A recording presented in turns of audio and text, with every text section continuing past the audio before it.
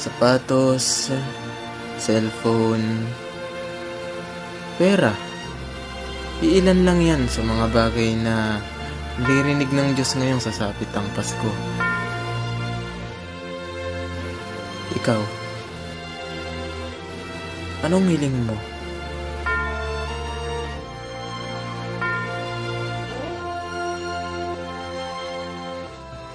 Nang, Pasko na! Saan na yung aginaldo ko? Oh, Apo, ikaw pala, halika rito. Inang, Pasko na naman. Saan na yung regalo ko? Oh, Apo, halika rito at kumain na. Yan na yung sinasabi ko, Lola. Nadadama natin ang Pasko. May mga nangangaraling na, oh. Oh, ito, bariya, Apo, ibigay mo sa kanila. Kaya excited ako buong Pasko, Lola, eh. Tara na, halika na. Bigay natin doon sa labas.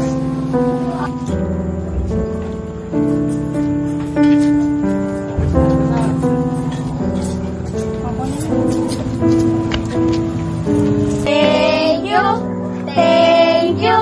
Ang babait ninyo, thank you. Inang, Merry Christmas!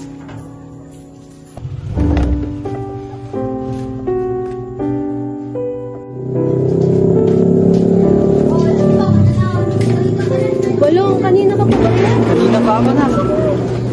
Ano po?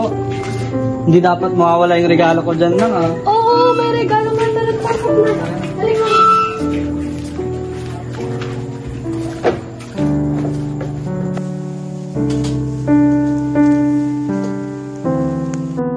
Hanggang isang araw, Patawad! Namamas ko po. Ang kukulit nyo naman. Ang damot mo naman. Barat! Ay, mga bata ngayon. Wala nang modo. Inang, may dala akong parol, oh. Tara na mag-decorate. Malapit na magpasko. Sino ka ba? Anong Pasko? Hindi ako nagpapasko. Inang, nagbibiro ka pa eh. Paskong Pasko, oh. Halika na, magde-decorate na tayo eh. Ako to, apo mo, si Balong, oh, di ba?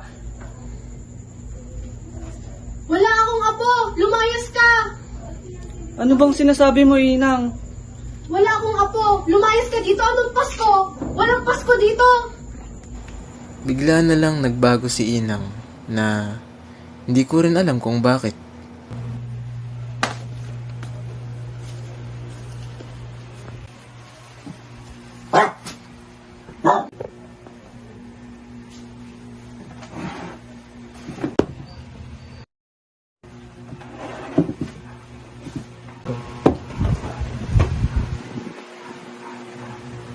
Hanggang sa pag-uwi ko sa bahay ay may napansin akong isang kahon na naglalaman ng isang regalo at isang liham na mula kay Inang. Mahal kong Apo. Apo, ito nga pala yung regalong ipinangako ko sa iyo. Nais kong magpasalamat sa pagdalaw mo sa akin tuwing sasapit ang Pasko. Hindi mo alam kung gaano mo ako napapasaya sa simpleng pagsalo mo sa akin sa hapagkainan. Nagiging liwanag ka para sa akin tuwing sasapit ang Pasko. Hindi ko na kailangang salubungin ito ng mag-isa.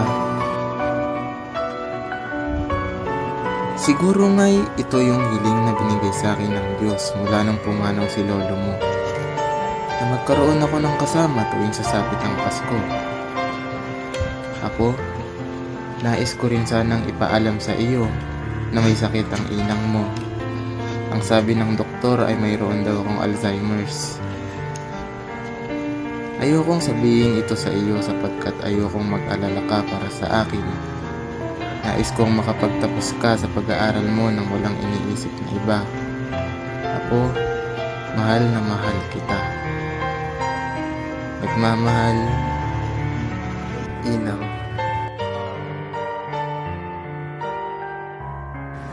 Ilang araw din matapos kong mabasa ang liham na iyon, ay hindi ko na rin alam kung nasaan at kung ano nang nangyari kay Inang. Ang sabi lang nila mama at papa ay Iluluwas lang daw nila ito sa Maynila upang mas maipatingin sa espesyalista. Ngunit hindi nila sinabi kung kailan sila babalik.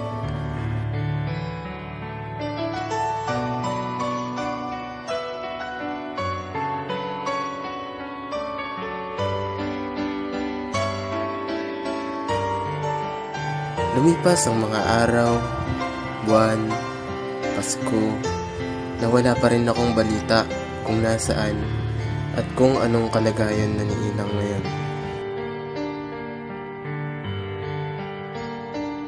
Sa paglipas ng panahon ay hindi ako nawalan ng pag-asa na balang araw ay makikita ko rin si Inang.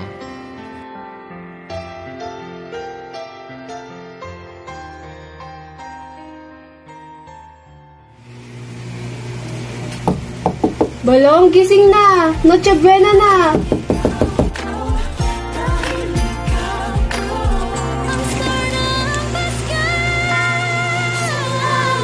Inang?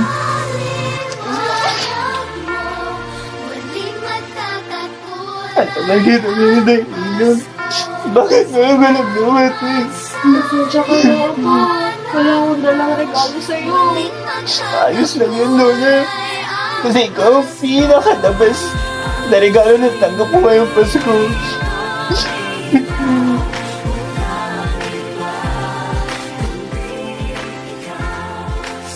Marami tayong gusto sa buhay. Ngunit, sa tingin ko ay nakuha ko na kung ano ang para sa akin.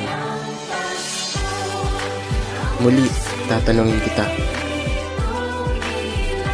Nakuha mo na rin ba ang para sa'yo?